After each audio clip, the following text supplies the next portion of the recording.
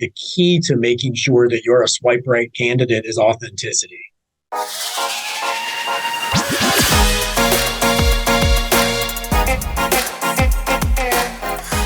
Hello and welcome to episode 117 of the Smart Agents Podcast. My name is Michael Walter and I'll be your host.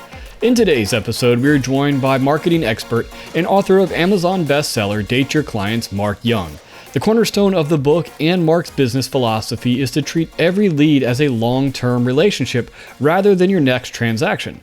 Drawing on some of his own past experiences, Mark shares how real estate agents can make lasting impressions with every lead to turn them into repeat customers. Now, before we get on to the day's featured interview, make sure to subscribe to the Smart Agents Podcast. You can find the show on all major podcasting platforms such as Apple Podcasts, Google Podcasts, Spotify, and now Amazon Music. Also, if you or someone else on your team has an awesome story or tip to share with our community, send us a message at feedback@smartagents.com. We're always on the lookout for new stories to share. All right, let's get on with the day's featured interview with Mark Young. If you're interested in his book, Date Your Clients, I've added a link in the episode description. Yeah, so if you could, just tell me a little bit about yourself, who you are, and obviously tell me a little bit about the book you've written. Yeah, well, Michael, first of all, thank you for having me on the show today. It's always fun to sit and chat with like-minded people. As you know, my name is Mark Young, and I am the owner of an agency, a marketing agency down in Fort Lauderdale, Florida. And we work, I would say most of our brands that we work with are very entrepreneurial, startup, owner-operated companies. That's really the sweet spot that we fall in, which we try to really be a plug and play for entrepreneurial brands. And as one thing that entrepreneurs really understand is that there's an art to relationship building, because most small businesses are really learning that it's about relationship when they're speaking to their audiences. It's a very micro world now. It's not a macro audience anymore. And macro audiences are potentially like at Walmart and at Target. But particularly if you're a person with a small group of clientele and you really need to make that voice, it's all about having relationship. And having been through this grinder 100 times, I'll say that one of the things that we end up working with our clients is not only do we have to teach them and often work with them on how to have that small voice in a big space, but it forces us to have it with our clients as well, because I mean, my clientele is a very niche audience. By and large, we work with brands that are in the, I'll say, natural health and wellness space. So a lot of our brands are very health and wellness focused, beauty focused, all very much in the natural health, organic space. And again, it's a very unique space, but it is a space that really requires a lot of relational content with people. So funny enough, you asked me about the book that I wrote called Date Your Clients, and I'm all this preface into relationships and everything else. It's no surprise that I would write a book that's got such a relational title, albeit I will say somewhat provocative title. Right. So it's funny because the book, I always get asked the question every time I'm talking to somebody is, well, how did this start? Like, why did you write this? What was your inspiration for it? And I laughingly tell the true story of, I had a client who was just completely missing the mark on how her marketing program should be measured.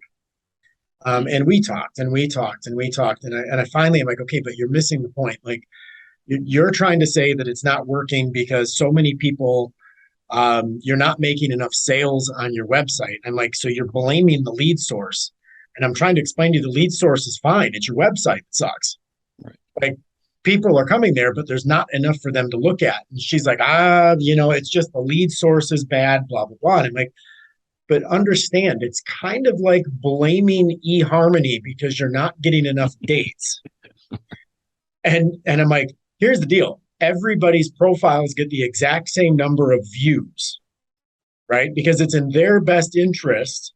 Match.com puts your face in front of the same number of people as they put everybody's face in front of. The problem is your face isn't attractive enough to make somebody swipe right. And, and so that's how the whole book started, was this whole idea that managing your clientele and managing those types of relationships is so similar to how we court clients. And your audience, I'll make the segue here. Your audience is predominantly, we're talking to people here that work in the real estate market. That's often like one bad date after another, right? Like that. Right. That's the people that make you jump through 1,000 hoops that never buy anything. Right. So it's very much relational, and in that vein, I'll say, I know so many people who work in the real estate market, and the ones that are most successful are the ones that understand that they sometimes have some very high maintenance clients, and they have the clients who have a lot of um, the very nitpicky type of intricacies that they're looking for, and getting to know that person and getting to know, I'll say, their love language is a very specific skill set that a realtor has to have, because if you don't have those skills to know how to date your client and put the finishing touches on things, and I love the realtors that take the time to bring a bottle of champagne to the closing and cheer the glasses and take the photos on their social media of another house sold and so on. Like they really understand how to celebrate and mark those moments. My realtor, some of the best things that he's ever done for me has been telling me to just don't bother taking my time to go look at some stuff, because he's gotten to know me so well that he's like, you asked me about these 3, 4 listings on the MLS. You're not even going to want to see them. And I'm like, thank you so much for knowing me well enough that you're not just going to drag me and parade me through home after home. Like, you know what I want, you'll know what I don't want, and you value my time enough not to waste it. Right. And that means the world. Right. Yeah. So kind of, from the beginning, when it comes, you talked about the lead sources and really kind of making you as the business, the entrepreneur, appear as that person that you want to swipe right on. What are some of those Right. things that you can do to kind of project that, maybe those values or what you want to be seen as to your leads? Well, the biggest thing I would tell anybody, and this goes from a dating site all the way through to a business site that's selling a product, and I think realtors probably fall somewhere in the middle there, because it's not a product, but it is a business. But there are zero realtors out there, in my opinion, that are just surviving on cold leads, right? Cold leads, they're great when they come in, and hopefully you can nurture them to something. But most business in the real estate market is coming from a warm lead. And those warm leads, what I'll say is that the key to making sure that you're a swipe right candidate is authenticity. And nothing ruins authenticity more than cookie cutter business methods. Like if your website literally comes across like you just copied and pasted from a Wix template, then that's what I think of your service. I assume your service is also copy and paste, and I don't want copy and paste real estate. I want someone who's in my corner. And I think the same holds true of any type of swipe right person, and that is, it's an authenticity. It's a person who genuinely stands out from what everyone else is doing. And when you look the same as what everyone else is doing, I expect the exact same type of service that I would get from anybody. And I think that really it shows in the level of responsiveness. It shows in the level of just care that a person feels that they're getting. And I'll tell you, the realtor that I've used for years literally was a person who was listed on somebody else's listing. I found a property I liked and called their realtor, and the guy turned out to be so amazing that I kept him for years. In fact, he recently moved to New Jersey, which means I can't really use him in Florida real estate anymore.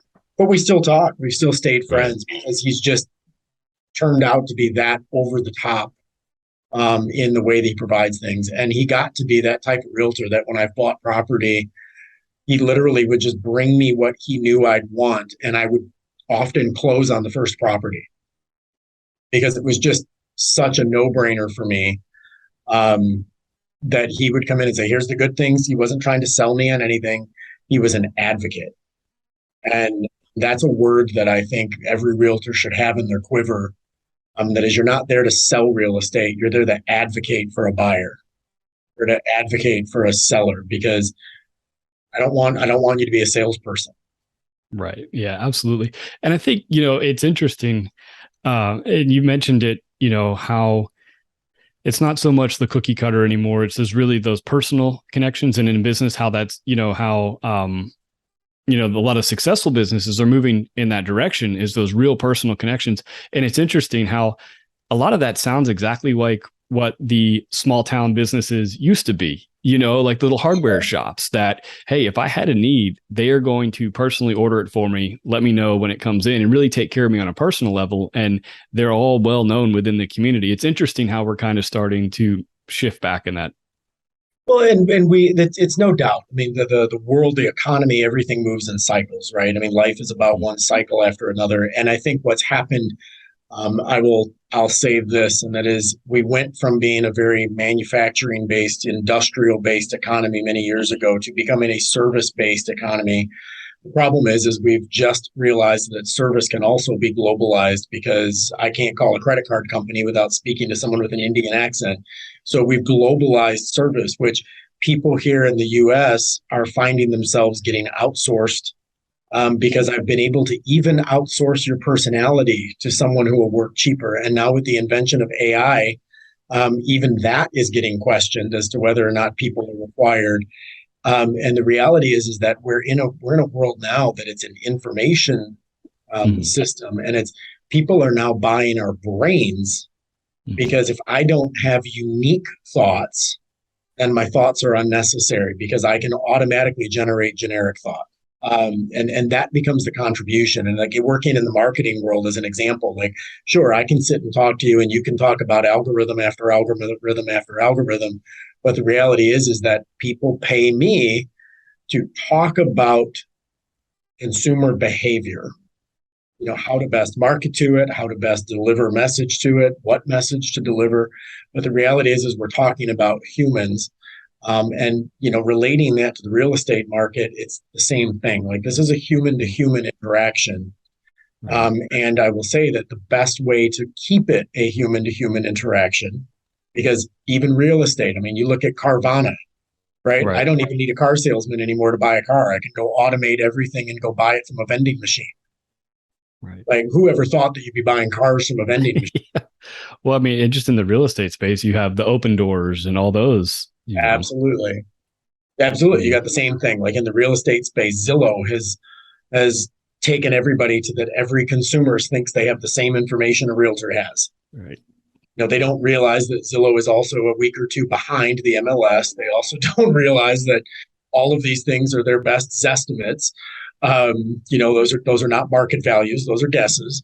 And the thing is every realtor has to fight against those things, because the voice of Zillow is just louder than their own voice. So, to the extent that they can become the trusted advocate for the buyer or the trusted advocate for the seller, the better it is. I mean, it really becomes that personal touch. Funny enough, I came into my office. I was out of town a couple of days last week, and I came in today to this box, and it's a really nicely filled box with a note on inside that was on the top I was actually a guest on this guy's podcast months and months ago, but we've stayed in touch. He's a great guy. I love what he does. He's actually a guy named Michael DeLon, and he runs a company called Paperback Expert, which he actually ghost writes books for people. Mm-hmm. And what's so fun about Michael is he, every single time I talk to him, not just a guest, nothing, every time we talk, I get a box in the mail with a personalized note with a piece of candy inside or a jelly bean thing inside. Like, it's some kind of personal something that he drops in the mail just to make sure that he stands out from a crowd. Right. And I'm like, wow, like, he goes above, like, he puts my service to shame. I'm the one writing the book on relationship with your clients, and this guy knocks me out of the park. Like, he every single time I get a box in the mail with, again, it's a dollar piece of candy, right? Right. And the one he just sent me was a white chocolate raspberry bark called Sensational Treats with a note inside that says, You're a sensational resource for our business. And I want you to know that I appreciate you. Here's the deal. Anytime book writing comes up in conversation, I need to do an introduction for him today because a client of mine came to me and said, you know what? I really need to write a book about all of this stuff. Um, where did you start? And my answer was, well, you can start on Microsoft Word, or I can make an introduction to you to a guy who will either have a member of his team or he will sit down, interview you, and they will ghostwrite the entire book for you. Right. And that's in the real estate space, there's a lot of different services out there that you can set up, the gift giving for your past clients and things like that. And I've talked to a lot of people that have had fantastic success doing that. Absolutely. It's memorability. Like how well do I remember you as my realtor, and did your service wow me enough? I have a realtor friend up north, and I'm originally from Detroit. And I will tell you, she's so over the top in the service that she provides that I don't even live in Michigan anymore. And any of my contacts in Michigan who talk about real estate, I make sure that I provide her number because she's just so over the top. Like everything is so on top of things that I never question that people are going to get great service from her. And I've been stung by a number of realtors over the years. And so when you find, and I think everybody's got a similar story to that at some point, right? And it's like, Right. and it's like, if you find somebody who stands out. So I mean, to your audience, I would say obviously they know this, right? This is not new information to them. They know how to try to make their name. But as it relates to dating your clients, Mhm. um, I'll jump into that topic and talk about, Yeah. books specifically. I think there's quite a few chapters in that book that are so relevant to your audience. And I'll give an example. One of the ones that really stands out to me is one of the themes that is throughout that book is understanding expectations. Mhm. And that is, we all come into relationships, dating or otherwise, right? Like, I don't know if you're married or not, Michael, Mhm. but at the point that you married, I'm sure you were not your wife's first boyfriend. Right. Yeah. She dated somebody else in the past. And the problem, when she started dating you, every relationship she had before you set an expectation of how dating is. And that Mhm. may be everything from who pays for dinner to Right. how often you guys should talk on the phone to that type of stuff. Like all of that stuff is an expectation that's been set by someone else in the past. And the problem is she's probably not even or wasn't even cognizant of those expectations because they were second nature. She didn't really think about them. And the same goes into our business relationships, though. Like every client I talk to has an expectation of how they should work with an agency. I mean, every client. I mean, they assume that because the last place they worked with, they met every week, thus we should be meeting every week.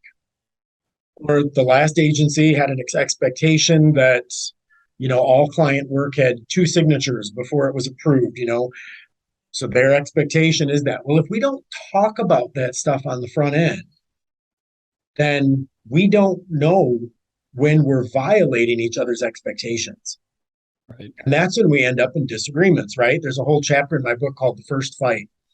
And, it's always going to happen. In every relationship, you're going to have a disagreement with somebody. And the question is not how to avoid those conflicts. The question is how to resolve those conflicts. And the same thing happens with clients. You're going to disagree. You're going to have a client who's going to be irritated because you took her to properties that didn't meet what she thought she should do. And now you just wasted her entire Saturday, right? Right. Um, you're going to have a realtor, if you're a consumer, who's not going to return your phone call in 15 minutes because they're at another Mhm. showing. Like, but setting those expectations on the very front end of an engagement is super important. Um, and sometimes we hope that just happens organically. But I remember I told you about the realtor that I just loved. He literally sat down. He's like, great, we went and looked at the property you wanted to see. Can I buy you a cup of coffee? And I'm like, okay, interesting. We walked next door to a coffee house that was nearby the property that we were looking at. And he's like, talk to me about what you're looking for. Mhm. Okay. No, talk to me about this. Like, if you had your choice, what would this? And he just set up these crazy questions that got him to know my lifestyle. Right. Where is it that I would be happiest? What is it that I like? Um, and what kind of and he came to the conclusion relatively quickly that I really do like a hands-off, carefree kind of life. Mhm. So please don't show me a fixer-upper. I don't want Right. to. I don't want to deal with that. He got to know the type of neighborhoods that I would be willing to buy property in, and don't show me that. He got to know I live in a high rise, and he got to know which associations I would have the patience to deal with because he knows that some of the building associations are terrible. And he's like, Right. "You're never going to deal with these people. I'm not even going to show you the property. You're never going to deal with them." I'm like, thank you, because those are things I wouldn't be able to even figure out until I lived there or purchased there. And I would tell you, like, to your people, like, setting up those expectations. Hey, I'm going to let you know. I always reply to phone calls within 24 hours. If I'm at a showing, it could be up to an hour before I reply. I just want you to know that. So if I don't reply, this is what's going to happen. Um, Talking about budget, like every consumer thinks that every realtor is trying to push their budget extra. Um, I had a realtor down here recently that I was working with because I was looking for a new realtor, and he sent me a this stuff, and I said, great. And I said, I'd like to look at this property, and his response was, sure. Can you send me back your pre-approval letter? I'm Right. like, sure, but first of all, like, I asked you about seeing the property, and he's like, well, I don't deal with anybody without a pre-approval letter. And I'm like, well, how about if I just send you a bank statement and show you that a pre-approval is not required, but based on your response, no thanks. Yeah. Like, I get that you're trying to make sure that your time doesn't get wasted, but that's insulting to me. Right. Like, talk to me, call me, like, don't email me back, send me a pre-approval letter and I'll show you the property. Like, I could have bought it cash. That wasn't the problem. Right. you know so yeah, I would really get into that relationship building side. My gosh, it's so important in everything we do. Yeah. Well, you talked about the expectations also, and and you also mentioned how you had experiences with agents where it burned you. So you've kind of had some pre-existing expectations or pre-existing Baggage. yeah, and to where the agent or the entrepreneur, whatever it is, has to now overcome this. And as an agency, you're probably dealing with people that have been burned by other agencies in the past, and you 100%. have to overcome that now too. Well, and we get that as an agency on a regular basis, and that is, people come to us, and it'll take us 90 days to earn their trust because they come in and it's, well, we dealt with these other people and it's all the promises and then they deliver nothing. And one of the best compliments I have, and I laughingly say, we're a sales and marketing organization that doesn't have a sales or a marketing team, um, because all of our business is all based off of the relationships. I mean, literally, I've got one client that I chuckle and say she's our vice president of sales because she tells everybody about us because she's so thrilled that she works with us, that she literally, we were at a convention recently and we had 5 different clients that were all vendors. They all had booths, demo booths at this giant conference out in Los Angeles. And I laughed because other people are walking up and like, who are you? I'm like, what do you mean, who am I? And they're like, I just heard 2 different people talking about you at the show. And I'm like, I have to meet this person. And I laughed. I'm like, who was talking? It was my clients talking about Yeah. us as being this great marketing partner. And everyone they knew at the show was getting told about them. Like, I walked away from that conference with all kinds of new business contacts. And I didn't even have a salesperson there. It was Yeah. hilarious. Absolutely hilarious. And it's all because of relationships. But to your point, she was one of those clients that she had a negative expectation coming in. And until we proved otherwise, and now she's our greatest advocate. Yeah. And we have that. We've had clients that have come to us. Another one recently who actually was a contact of hers came in with here's our budget. We've come to the conclusion we can do $3,000 a month. And I'm like, hey, for $3,000 a month, it's really not somebody that we'd probably even deal with. And I'm like, but her brand's got a lot of potential. I think I just need to overcome this relational issue. Within 2 to 3 months, they're tripling, quadrupling their budget because they realize we're the real deal. I think it's the same. And I would even tell from a real estate perspective, like I would love it if I was dealing with a realtor who said, sit down with a cup of coffee. Can you tell me about your past experiences with realtors? Right. Like, that's a very relevant question. Yeah. What's been your past experience with realtors? Because I would tell them, well, here's the problems I've had.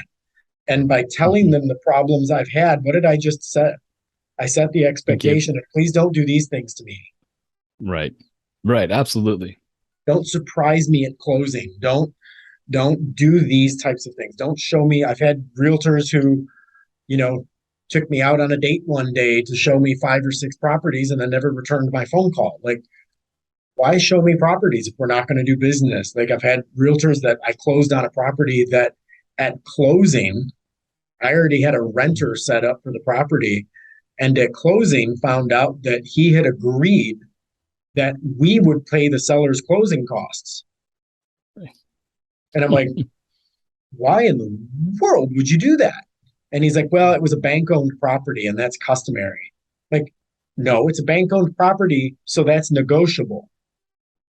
And you agreed to it. And now I'm sitting in a room at closing and you just cost me thousands of dollars if I signed the paperwork.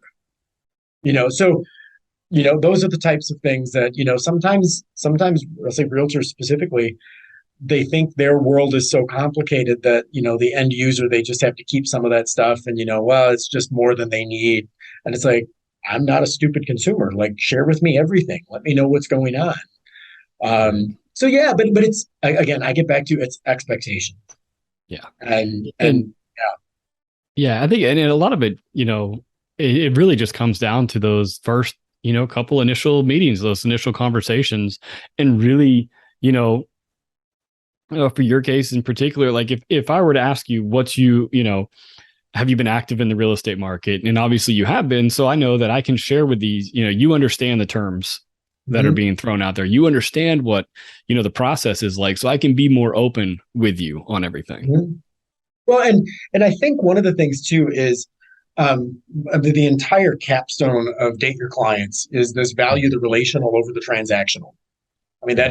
that is 100% the entire mantra of the book. And the conclusion, it says if you took anything away from this, like, and the book itself it's funny, it's very tongue in cheek. Like, I disclose a lot of my own personal faux pas in dating and all this kind of stuff to make points and emphasize chapter content.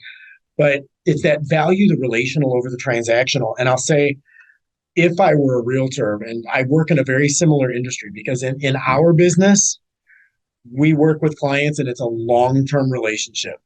Mm-hmm. I'm not selling a widget once I'm done. I mean, we're not carnival barking at the state fair, right? Like, we're getting into relationships with our clients that last for years.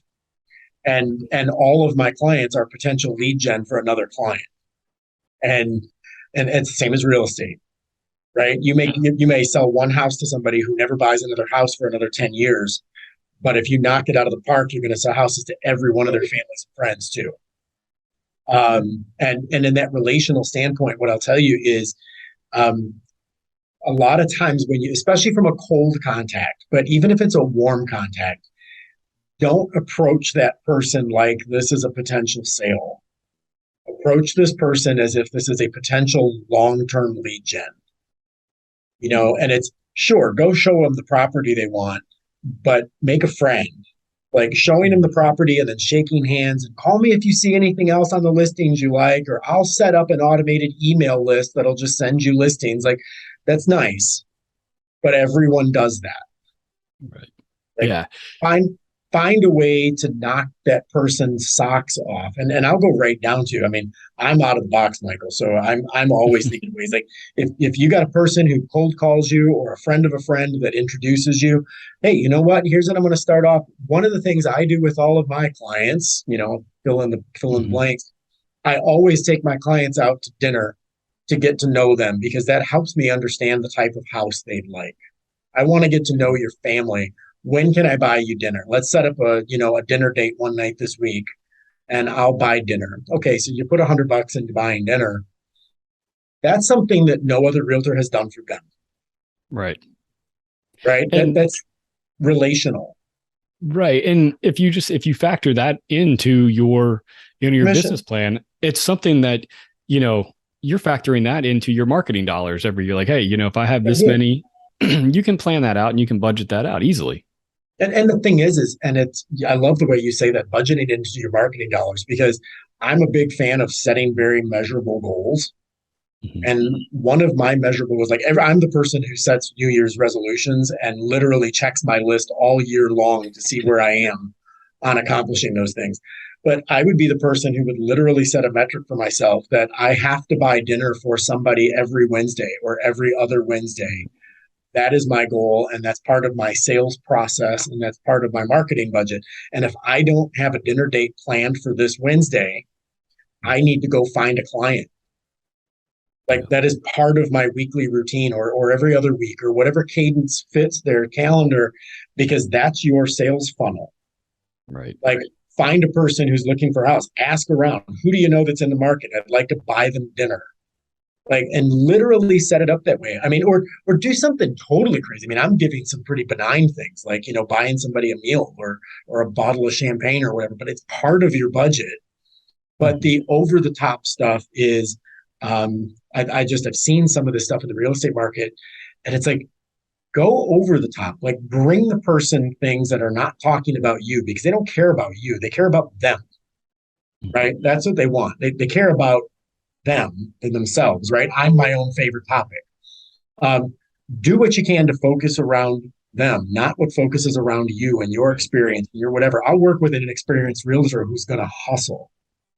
Yeah. But yeah, I mean, think about it, like that dinner, or one of the things that's going around down here in Florida right now is these catered picnics, Yeah. where you set up a picnic where you're going to go out and set up a picnic and do whatever. But I would say, find a restaurant that's in the community where the person is looking.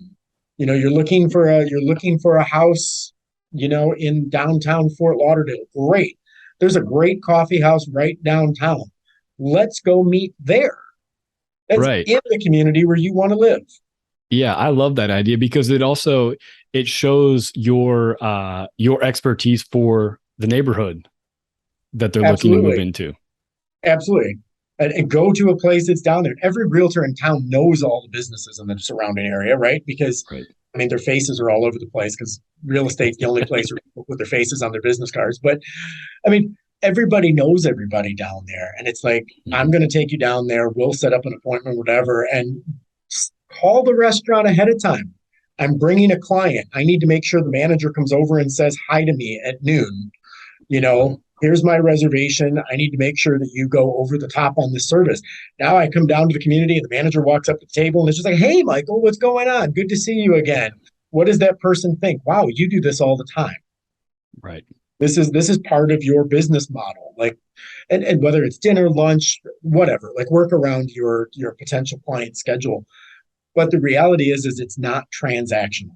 And again, maybe it's a little staged, but if I'm the consumer and you took the time to get to know me, it's no different than we work in a lot of e-commerce, and a Mhm. lot of the stuff that we deal with our clients is, people love the, take the quiz and learn more Mhm. website, Right. right? So we do a lot of stuff with, oh, you're looking for the perfect skincare. We'll take our quiz and we'll give you the recommendation for perfect skincare for your special skin. Why? Because we're all snowflakes, right? We're all super special and we're all super unique, and our stories are unlike anyone else's. And fill in whatever egocentric description you need.